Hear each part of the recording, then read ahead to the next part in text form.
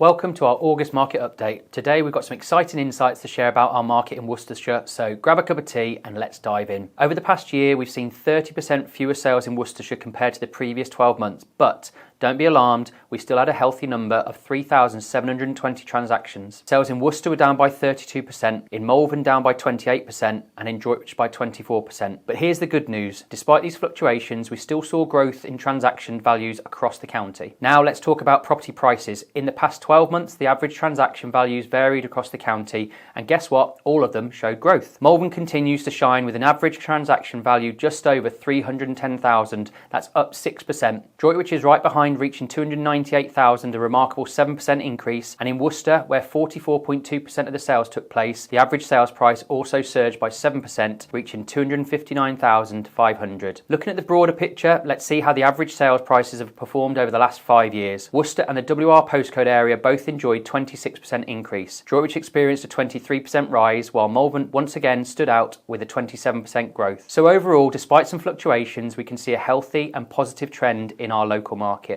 Now let's switch gears and dive into the rental market in Worcestershire. Over the past 12 months, we saw a 7% increase in the average rent for homes in the WR postcode area, reaching £814. Flats accounted for 46% of properties let, achieving an average rental value of £704 per calendar month, while houses performed even better, securing an average of £930 per month. While Droitwich's average rent of £730 is 10% lower than the overall Worcestershire average, it's worth noting that flats here average £588 and houses come close to £920. However, in Malvern we saw an impressive 28% increase in average rents, reaching £934. Despite 67% of the properties being flats, they achieve an average of £850 per month, with the houses at £1,149. Worcester remains steady at an average rent of £798, closer to the overall average. These rental trends reflect a thriving market, making it a great time for landlords and investors to make the most of the demand. Now let's move to some comments on the current market conditions. One key indicator of changes to come in mortgage costs is swap rates.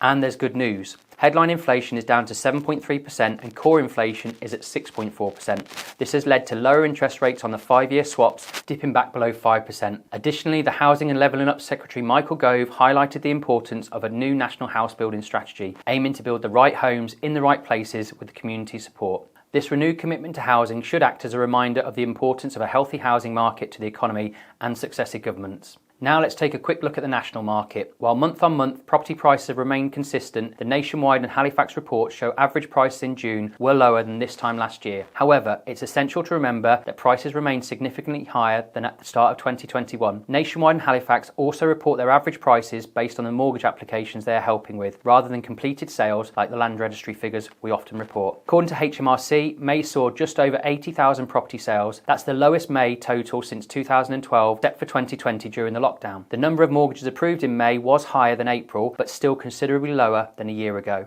Shifting our focus to the economy, inflation fell further than expected in June to 7.9%, leading to easing forecasts for upcoming Bank of England interest rate rises. While the economy shrank by 0.1% in May, it remained static in the 3 months leading up to May. The labour market stays robust with unemployment at just 3.8%. UK wages, on the other hand, experienced a remarkable 7.3% rise in the 3 months leading up to May, marking the fastest rate in 20 years. However, the Bank of England has warned that continued high pay growth may prolong rates of inflation. Now let's get back to the rental market. At 5.1% in June, the annual growth in rental prices in the UK is at its strongest since records began. The index of private rented housing prices reports on both new lets and renewals. With rental prices rising, the average rent in the UK on newly agreed contracts reached £1,229 in June, showing a 10.4% year-on-year increase. Additionally, research by Savills indicates that 75% of mortgaged buy-to-let properties have a loan-to-value of less than 60% and 1 in 3 has less than 50% loan-to-value. All of this indicates the continued importance of the rental market in the real estate landscape. That's it for our August market update. I hope you found these insights engaging and informative.